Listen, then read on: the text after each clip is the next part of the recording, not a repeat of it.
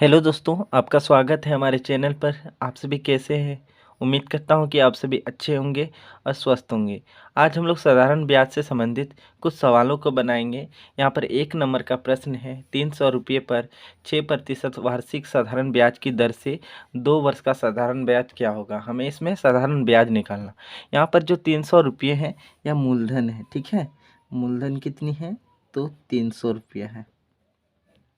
300 रुपया क्या है? तो मूलधन है। दर दिया गया है कितनी है? तो दर 6% है, ठीक है। और समय यहाँ पर 2 वर्ष है। समय 2 वर्ष है, तो हमें ये बताना है कि इसका साधारण ब्याज क्या होगी, ठीक है।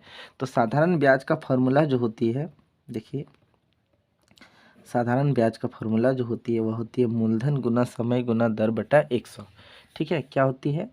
तो मूलधन गुना समय गुना दर बटा 100, ठीक है। तो मूलधन कितनी है? तो 300 रुपया है।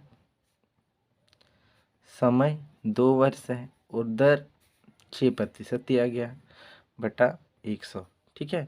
अब देखिए, ऊपर का 2 जीरो और नीचे का 2 जीरो कट गई, तो बचा क्या? 3 गुना 2 गुना 6। हम पूरे को गुना कर देंगे तो 3 दूनी 6 और 6 को 6 से गुना करने पर 6 6 के 36 हो जाती है। तो हमारा साधारण ब्याज जो आया वह 36 रुपया आया, ठीक है। अब हम लोग अगला प्रश्न को बनाते हैं। दूसरा प्रश्न है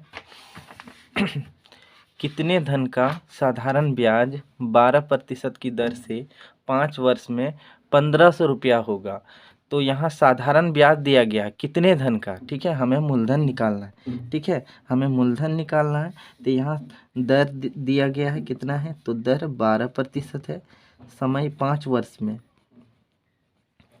समय 5 वर्ष में ब्याज, साधारण ब्याज कितना? 1500 रुपये होगा कितने धन का? तो यहाँ साधारण ब्याज दिया गया, ठीक है। हम सिर्फ ब्याज लिखते हैं, तो ब्याज यहाँ कितनी है? तो 1500 रुपया है। हमें ये पता करना है कि कितने धन का ब्याज 12% की दर से समय 5 वर्ष में ब्याज उसका 1500 रुपया होगा, ठीक है। तो हमें मूलधन निकालना है, ठीक है। तो देखिए, मूलधन का फॉर्मूला होती है ब्याज गुना 100 बटा समय गुना दर, ठीक है। ब्याज गुना 100 बटा समय गुना दर, ठीक है। तो ब्याज यहाँ पर कितनी है? 1500 रुपया है, गुना 100 बटा समय गुना दर। समय 5 वर्ष है और दर 12% है, ठीक है। अब हम कटाते हैं यहाँ पर। देखिए, 5 एकम 5, 5 तिया 15, यहाँ 2 जीरो है, 2 जीरो लगा देंगे, ठीक है। अब देखिए, ये दोनों जो है ना 3 से कटेगी, ठीक है।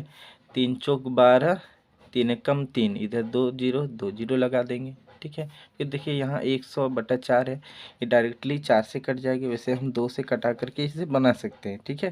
देखिए, हम चलिए 2 से ही कटाते हैं। 2 दूनी 4, 2 पंचे 10, ठीक है। यहाँ 1 जीरो लगा देंगे। फिर यहाँ देखिए, नीचे में 2 है, ये फिर कट जाएगी, या इससे कटाई या इससे कटाई। 2 दूनी 4, 5 में 4 कटाएँ 1, यहाँ 10 बना, 2 पंचे 10, ठीक है। तो मूलधन हमारा देखिए 100 गुना इधर 25 बच रही, तो 100 गुना 25, ठीक है। अब इन्हें हम गुना करेंगे तो 2500 आएगा, ठीक है। तो मूलधन कितनी मान आया? तो 2500 रुपया, ठीक है। देखिए, 2 नंबर के प्रश्न में हमने डायरेक्ट मूलधन का फॉर्मूला बता दिया, ठीक है। तो इस तरह से आप फॉर्मूला तो नहीं याद कर पाएंगे, ठीक है। तो देखिए, किस तरह से फॉर्मूला को याद किया जाता है हम अभी तो बताते हैं, ठीक है। आपको याद रखना पड़ेगा साधारण ब्याज का फॉर्मूला, ठीक है। साधारण ब्याज का फॉर्मूला पता है तो हर एक फॉर्मूला हम लोग मूलधन समय दर का फॉर्मूला इजीली बना सकते हैं। तो साधारण ब्याज का फॉर्मूला क्या होती है? तो मूलधन गुना समय गुना दर बटा 100, ये हम शॉर्ट में लिखते हैं, ठीक है। दर बटा 100 ये होती है, ठीक है। यदि आपको, ठीक है, यदि आपको मूलधन का फॉर्मूला निकालना है तो मूलधन का कैसे निकालेंगे? तो देखिए, यहाँ बटा 100 हुई है, मतलब भाग 100 हुई है, ठीक है। रेखा के नीचे है। अगर हम मूलधन का फॉर्मूला निकालते हैं तो इस 100 को इधर कर देंगे, ठीक है। तो अभी हम सिर्फ ब्याज लिखते हैं, साधारण ब्याज के टर्म को, ठीक है। इस 100 को इधर कर देंगे तो इधर गुना हो जाएगी, इधर भाग है, इस पार कर देंगे तो ये गुना हो जाएगी, बटा हमें मूलधन का फॉर्मूला निकालना है तो मूलधन को अकेला रख देंगे। और मूलधन के साथ समय और दर यहाँ गुना हुई, जब बराबर की इस ओर ले आएंगे ना तो ये सभी भाग हो जाएगा, जैसे हम नीचे लिखेंगे। ठीक है, समय गुना क्या दर। ठीक है, तो ये मूलधन का फॉर्मूला हो गया। मूलधन का फॉर्मूला क्या, ब्याज गुना 100 बटा समय गुना दर।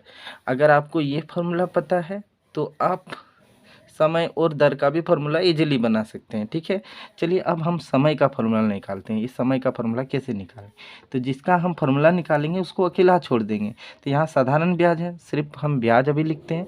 तो ब्याज गुना ये 100 बटा 100 भाग हुई है, जब बराबर की इस ओर गुना हो जाएगी, बटा हमें समय का निकालना है तो समय के साथ मूलधन और दर गुना है, जब बराबर की इस ओर ले आएंगे तो ये भाग हो जाएगी इस पार में। ठीक है, ठीक है, तो मूलधन गुना इधर दर बराबर इस समय इधर अकेला रख देंगे। तो समय का फॉर्मूला क्या हो गया, ब्याज गुना 100 बटा मूलधन गुना दर। अब उसी तरह से दर का फॉर्मूला, जब दर का फॉर्मूला निकालेंगे तो दर को अकेला इस तरफ छोड़ देंगे। ठीक है, देखिए दर को अकेला इस तरफ छोड़ देंगे और ये जो साधारण ब्याज के साथ, ठीक है, इधर भाग 100 ही बराबर की इस ओर ले आएंगे तो ये गुना हो जाएगी। और दर को अकेला छोड़, दर के साथ समय और मूलधन यहाँ गुना हुई, जब बराबर की इस ओर ले आएंगे तो ये भाग हो जाएगी।